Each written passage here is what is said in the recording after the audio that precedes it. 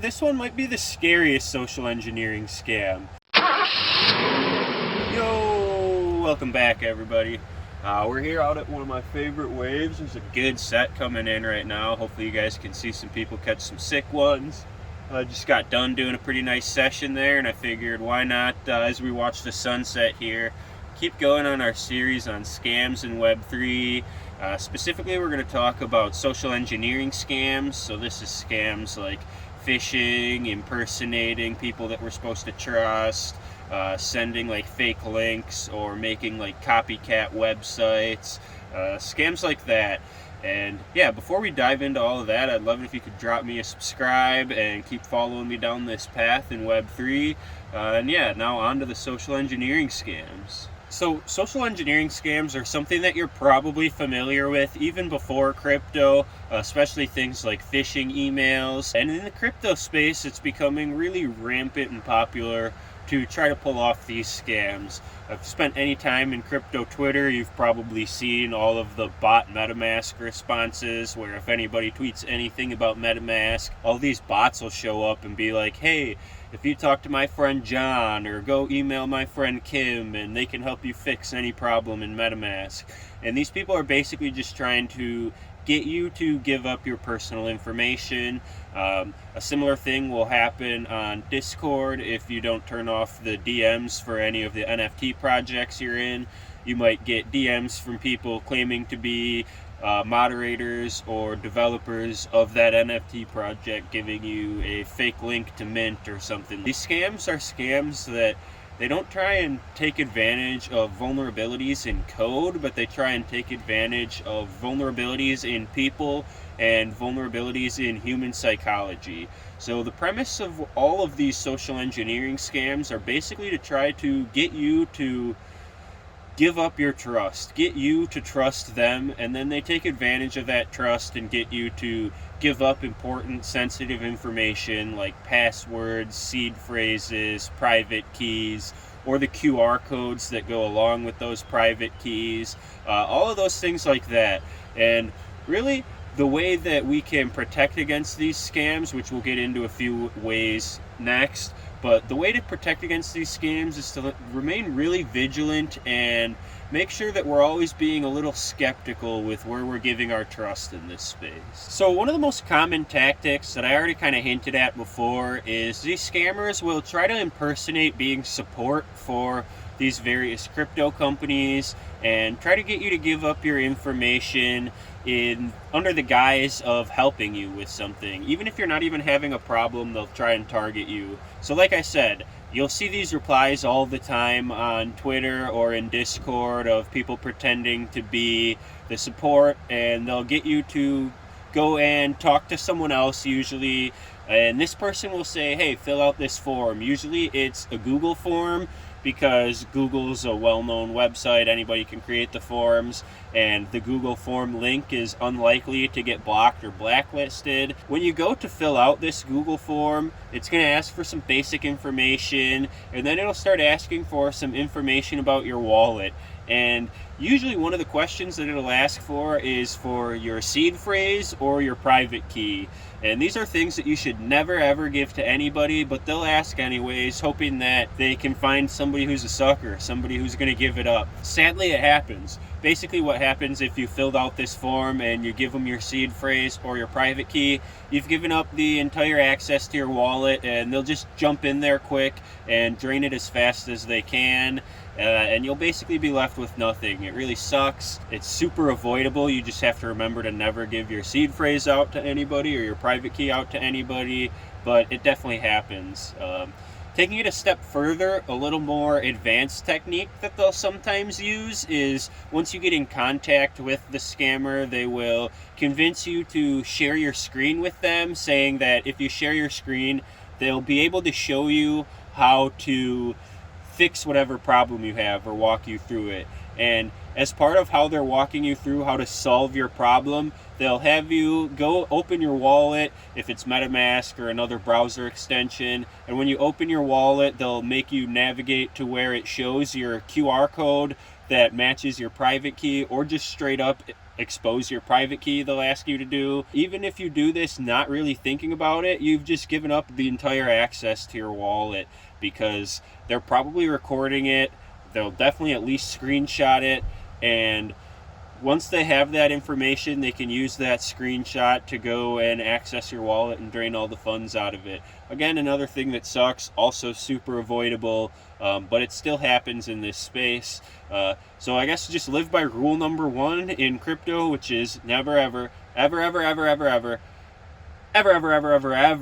give your private key or seed phrase to anybody. And remember that these companies, any reputable company in the crypto space, they're never going to contact you first, and they're never going to ask for your private key or your seed phrase. You should run away as fast as you can whenever somebody asks you for this information. Basically, it's pretty easy to spot these bots. They'll be replying with stuff that doesn't even make sense to the original tweet. And yeah, usually they won't really make a whole lot of sense, so it's usually pretty easy to spot who these scammers are. But if you do fall for one and you end up talking to one of them, just remember, never give up your seed phrase or private key.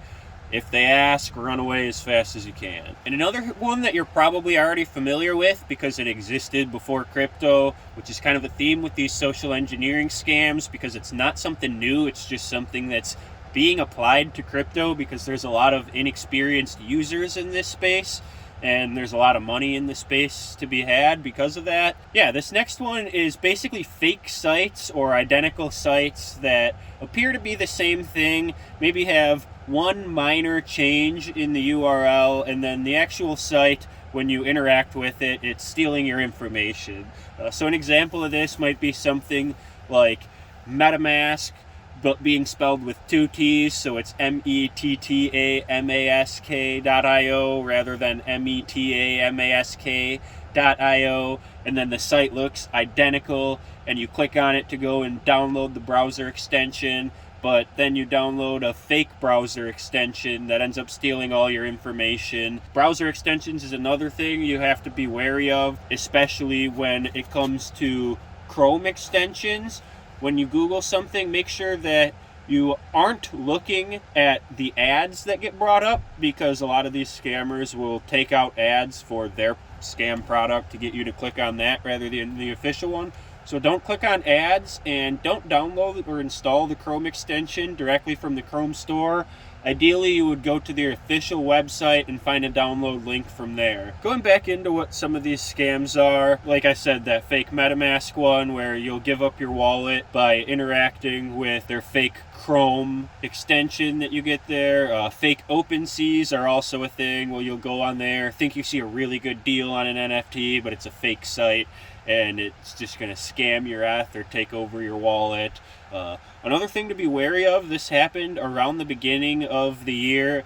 I think there was a NFT collector who had a lot of Bored Apes named Todd Kramer, who announced on Twitter that he had a lot of his apes stolen and a lot of his other NFTs stolen. And this was because of another similar scam site. He thought he was interacting with a legit NFT trader link, but it was a fake link basically. So NFT Trader, totally legit company. Somebody changed the URL slightly, copied the site, and when you went to interact with it, it was not the real NFT Trader and had a malicious smart contract where he was not just signing over the trade, he was signing access to his whole wallet over, and then they were able to slowly start draining all his assets. And again, don't forget that the same avenues that used to be around before crypto are still around, so be wary of any emails you get claiming to take you to OpenSea, so a popular one, or another crypto site. Popular one is people sending you emails saying, oh, hey, you have a new really high offer on this NFT on OpenSea for an NFT you own. And you might get excited. You might be like, oh, wow, someone wants to pay me like 5 ETH for this thing that I minted for less than 0.1 ETH. Sweet. But then you click on it, and it looks exactly like the normal OpenSea, but it's a scam site, and it does the same thing as that NFT Trader link. It signs over basically access to your wallet to where they can steal it. So definitely something that you really want to watch out for. Yeah, I think staying safe from this one is super easy too. It just requires making sure we're a little more meticulous in this space. We really need to make sure we're triple checking URLs. Always triple check the URL to make sure we're on the official site. A lot of times, like DeFi sites and stuff will have a little pop-up that says, hey, make sure that you're on the official link. The link is this if it's the official one. Sort of just a way to remind you that, hey, if you don't see this pop-up, make sure that like it might not be the real site. Obviously, someone could fake the link in the pop-up, but it at least gets you used to double and triple checking what that URL is to making sure you're on the official site. Yeah, I think one of the other things you would want to do is, like I said before, avoid the ads on Google when you're searching stuff in crypto spaces. Make sure you're always going to the official links. In NFT projects, people will try to scam you with fake links to mint pages, so you mint a fake version of the project or sign a malicious smart contract that takes over your wallet from that fake mint contract. So if you're in NFT projects, make sure you're always only using the official links and things posted in the announcements that only the moderators and the team can use or can edit and post in. But even there, you have to be wary because there has been history and cases of Discords being hacked and scammers being able to get access to these locked moderated channels to be able to post their scam links. Basically, the general consensus for these social engineering scams is to keep yourself safe. Just double and triple check everything and don't be too trusting. Always be skeptical in this space. Sort of like what you have to do with the blockchain is that assume anybody could be and is a bad actor. In this space, you kind of have to assume anybody is a bad actor until they sort of prove themselves otherwise. And lastly, this one might be the scariest social engineering scam. It's not impossible to stop and to protect yourself against, but it's a little more in-depth than some of these other ways, which is basically just being a little more skeptical. And this is a kind of social engineering that doesn't even target you, but more so targets somebody else who has a position of authority. Most commonly, it targets somebody who works at a telecommunications provider in what's called SIM swapping. So they get in contact with your telecommunications provider and basically convince them that they are you and that you want to swap your phone number to a new SIM card because you got a new phone or something like that. And they convince that worker that they have enough verification to prove that they're you, and they get the worker to go through with the swap. And now any text that you get will go to their phone basically. So then they can go to a website where you have two-factor authentication, which you should always be using two-factor authentication. But if you use two-factor authentication through your phone, you're at risk of this. So then they get your two-factor authentication phone because they've now basically taken over your phone number. And then they can gain access with two-factor using that code basically to log into your accounts and have control over whatever you have in there, whether it's a Coinbase account or something like that. A common one was like Twitter accounts being hacked like this of high-profile people, and then crypto scams being put out by those high-profile people's accounts, like Elon Musk and Bill Gates back like I think that was a year or two ago. Like, the scary part is that they're not even targeting you, and you can't be there looking over the shoulder of the guy working at AT&T or Verizon or whatever to make sure that he's not falling for this scam. So the way that we sort of protect against this is we take it completely out of the hands of our phone number, and we don't use a phone number as our form of two-factor authentication, but use an authenticator app like Google Authenticator. So what these authenticator apps do is they spin up a new code, usually like every minute, and you just always enter in that code. So anytime you need one of these 2FA codes, you just open the app and it'll have a code right there for whatever app that is once you've connected it. It's much safer than using your phone because you're not vulnerable to this this SIM swapping type of attack, and it's really not that difficult to get set up. So definitely set up two-factor authentication and don't use a phone number, use an authenticator app. All right, we made it. Looks like the sunset is just about done. The sun is down and it's getting pretty dark here. Yeah, we made it through this, and now hopefully you're feeling a little more confident that you're not going to fall for one of these scams, and that you're going to be able to spot these impersonators and spot these scammers. And yeah, hopefully now you are aware that you need to be super diligent and triple check everything.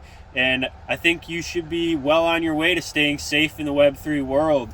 Yeah, as always, I'd love it if you'd subscribe and keep following me down the rabbit hole. And to leave you with some parting words, remember rule number 1, never, ever, ever, ever, ever, ever, ever, ever, ever, ever give up your private key or your seed phrase to anyone under any circumstances. No reputable company will ever ask. So yeah, we'll see you on Friday for the news.